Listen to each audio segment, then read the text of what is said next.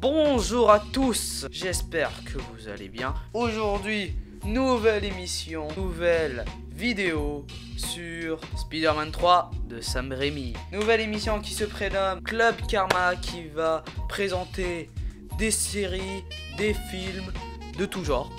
Ici on va parler de films, de séries qui sont chers à mes yeux. Comme lui là. Lui, exact. C'est mon bébé.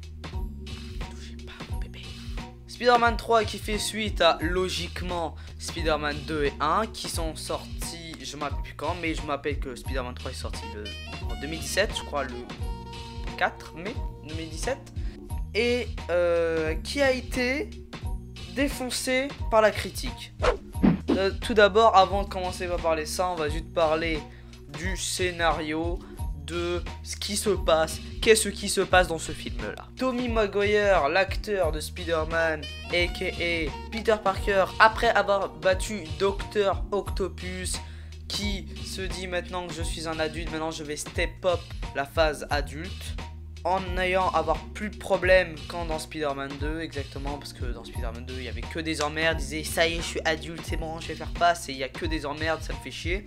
Maintenant, c'est au lieu que tout le monde le détruit, maintenant c'est tout le monde qui l'idéalise, et ça le rend un peu arrogant, un peu connard, ce qui amène à Venom, ce qui amène à la danse, la fameuse danse. Je vais vous mettre un extrait ici, en entier.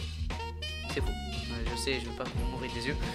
Ce qui amène à un re-questionnement de son identité, de son rôle comme Spider-Man, tout ça. Ce qui est très intéressant. Mais les gens ne l'ont pas aperçu comme ça. Bref, tout d'abord, on va parler du casting, du réalisateur, du scénario, tout simplement. Alors, on va commencer par le casting. Tobey Maguire en Spider-Man. Alors, si vous n'avez pas vu ce film-là, regardez-le. Ou s'il vous plaît, la trilogie en entière. Il est excellent en tant que Spider-Man. Même si il n'a pas la tête comme dans les comics, il est très très bon. Après, on a James Franco, a.k.a. le junior bouffon vert, qui est très bon acteur, qui se met très bien en rôle. Même si, même chose avec Tobey Maguire, il n'a pas la tête d'un bouffon vert 2 comparé à son père, si vous voyez ce que je veux dire. Bref, très bon acteur. Après, on a Kristen Tuss. Est-ce que c'est elle? Oui, c'est elle qui joue Mary Jane. Voilà. Qui joue Mary Jane, fidèle comme elle est, très jolie, tout ça. C'est parfait. Le casting principal, le trio principal est excellent. Après, on a Thomas Hayden Church. Lui qui joue l'homme sable. On va en parler de l'homme sable. Et on a, comment tu t'appelles, Tophen Grass, lui qui joue Venom, ce jeune homme là, qui joue Venom. Bref, cette équipe là, surtout les trois principaux, sont soudés, ils se connaissent depuis longtemps, tout ça. Et surtout on va parler du réalisateur, Sam Raimi. Ah, Sam Raimi, on aime beaucoup Sam Raimi, Evil Dead, tout ça, c'est cool hein. Evil Dead, Darkman, tout ça, on aime bien hein. Mais par contre, Spider-Man 3, on l'aime pas hein. Désolé, je commence à m'énerver. On va se calmer. Méditation. Quand je parle de ce film, je suis obligé de méditer. Et on n'a même pas commencé à parler des critiques. Bref. Ce film-là a été réalisé par Sam Raimi, un très très bon réalisateur qui a fait Evil Dead. Si vous avez vu Evil Dead, tant mieux. Si vous l'avez pas vu, quel dommage. Il a fait aussi, pour plus récemment, Le Monde Fantastique d'Oz par Disney. Il y a aussi Darkman qui est intéressant. Et bien sûr, les 3 Spider-Man.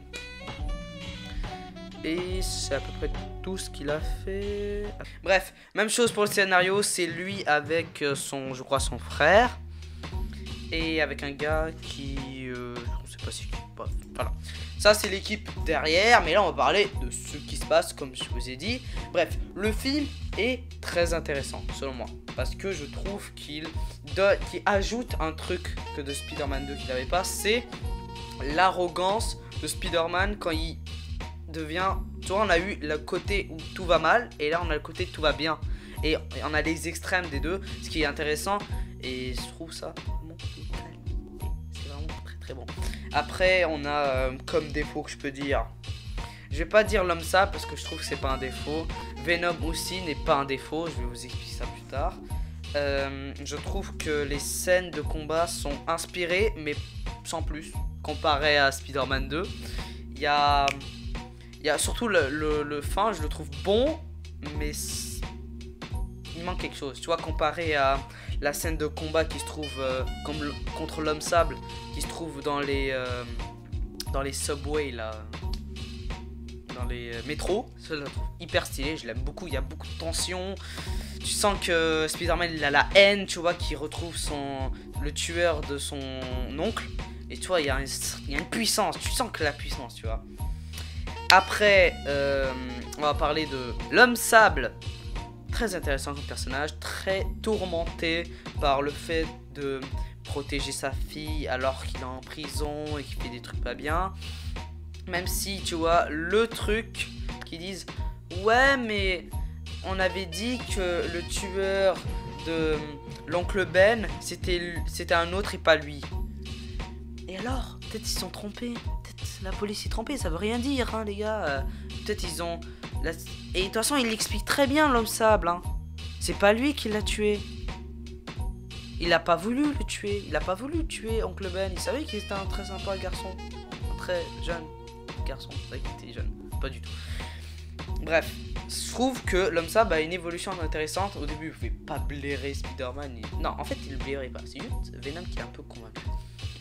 Bref, après, il y a sa transformation est excellente. Sa transformation en l'homme sable, waouh, magnifique. En essayant de tenir le collier de sa fille et tout, c'est ultra beau. Regardez, cette scène est magnifique. Parlons maintenant de Venom. Alors, quand j'ai vu qu'il y avait Venom, voilà lui là, qui serait dans le film, j'étais ultra excité parce que tout le monde hâte du Venom, le monstre bestial et l'anti Spider-Man et tout. Mais le problème c'est que c'est ça en fait. C'est le monstre. Il a pas la même gueule. Il a pas la langue dégueulasse de hentai. En fait, c'est le vrai Venom. C'est le vrai. C'est pas celui de Sony qui est sorti en 2018. Lui, c'est un faux Venom. C'est pas un gentil. Venom est pas gentil. Vous comprenez? Parce que, en fait, ce qui signifie ce Venom-là, tout est dans la veste. C'est le miroir de lui. C'est son miroir. C'est ce qu'il aurait pu être. Simplement, le Venom qu'on voit, c'est ce que Spider-Man, s'il continuait comme ça, arrête Arango, tout ça, il aurait pu être lui. Vous comprenez? Et les gens, ils ont trop focalisé par le fanservice de Venom. Oh, c'est un monstre, oh, il est dangereux, oh, il est tout ça. Du coup, quand lui s'adapte ça, la version fidèle, les gens commencent à le cracher dessus. Je vous conseille la vidéo de MJ prise 1, pas Mary Jane, rien à voir. De Fermez-la, je vous la mets. Attends, normalement ça doit être là ou là. Alors, le point, le i, si je me trompe, c'est dommage. Bref, je vous conseille le problème de Venom, la vidéo de Fermez-la qui doit être soit là, soit là. Bref. Je trouve que Venom est très bien. À part, bien sûr, la scène d'internet. Tout le monde a critiqué cette scène-là où Spider-Man danse. Bon, là, je peux rien dire. Je peux pas dire, ouais, mais c'est une métaphore. Non. Alors là, c'est... je peux rien dire dessus parce que c'est bête. Même si... je comprends pas pourquoi, en fait, il a fait ça. Si vous pouvez contacter Sam Raimi, vous pouvez dire pourquoi t'as fait une scène où il y a Peter qui danse. Bref, le film. Qu'est-ce que je peux dire de plus du film?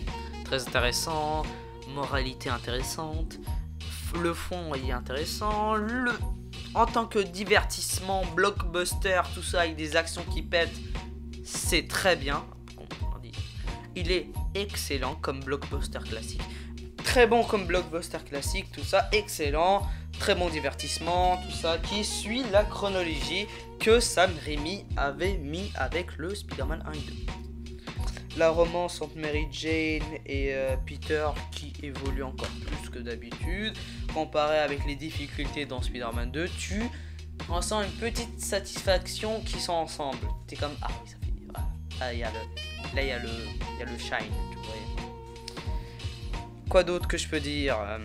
Bref, ce qui est dommage que le truc le plus dommage de ce film, c'est qu'il s'est fait critiquer de fou et les gens ils ont toujours la tête de Spider-Man qui danse, ah Venom il est nul, tout ça. Et on a pas, j'ai oublié le meilleur acteur. J'ai oublié le meilleur acteur. J.K. Simmons en J. Jonah Jameson, qui est exceptionnel. Regardez cette trilogie Spider-Man juste pour lui. Excellent. Juste pour ses phrases, ils sont excellents ce gars-là. C'est pour ça que le nouveau Spider-Man là, ils l'ont repris parce qu'il est génial. Il a la gueule, il a tout, il a le caractère, il est génial. Franchement, juste avec cet acteur-là, vous pouvez aller le voir. Je crois qu'il est encore sur Netflix. Je ne suis pas sûr. Le 3 il est sur Netflix, le 2 il est sur Amazon Prime Video. Donc si vous voulez checker le 3, vous pouvez tout simplement, si vous avez Netflix tout simplement. Et le Willem Dafoe qui joue Norman Osborn. Le reste ça doit être bon. Bref, je vous le conseille ce film là, regardez-le, c'est un très très bon film Spider-Man comparé aux autres. Il est dans mon top 3 des films Spider-Man avec Spider-Man 2, premier Spider-Man 2, Spider-Man 3 bien sûr, et le dernier j'hésite à mettre Amazing, mais quand même j'aime bien Far From Home, qui je trouve mystérieux, a été très bon. J'hésite à en mettre les deux, mais même si je trouve Spider-Man 1 un peu mieux. Donc ça fait 2, 3, 1. Après il y a Amazing. Bref, c'est tout. Si je peux vous parler du nouveau Spider-Man, il est intéressant mais sans plus. Le problème c'est qu'il n'y a pas les scènes de voltige quand on voit ici. Je sais pas si vous voyez bien en fait, à cause du micro. Avec les scènes de voltige, ce qui est bien dommage avec cette nouvelle version de Spider-Man, c'est que il n'y a pas de scène de voltige si vous regardez. Les voltiges, c'est les scènes où Spider-Man se balance d'immeuble en immeuble, tout ça, avec des plans de caméra trop stylés. Il y avait même ça dans Amazing. Les gars, vous avez réussi à enlever les scènes les plus cool de Spider-Man, quoi, franchement. C'est comme si vous faisiez une scène où Superman ne volait pas. Les gars, vous êtes sérieux? Ou Batman n'utilise pas sa Batmobile. Les scènes iconiques, tu vois, c'est là où il fait des poses trop stylées, tout ça. Voilà, enlevé quoi, franchement. Bref, c'est tout pour cet petit épisode du Club Karma. J'espère que vous avez aimé. Écrivez dans les commentaires ce que vous pensez de ce film-là. Est-ce que vous êtes d'accord ou pas d'accord avec moi? Pas du tout. Likez si vous avez aimé la vidéo, le nouveau concept, tout ça. Et je vous dis au revoir pour les 30 vidéos qui me restent. Merde.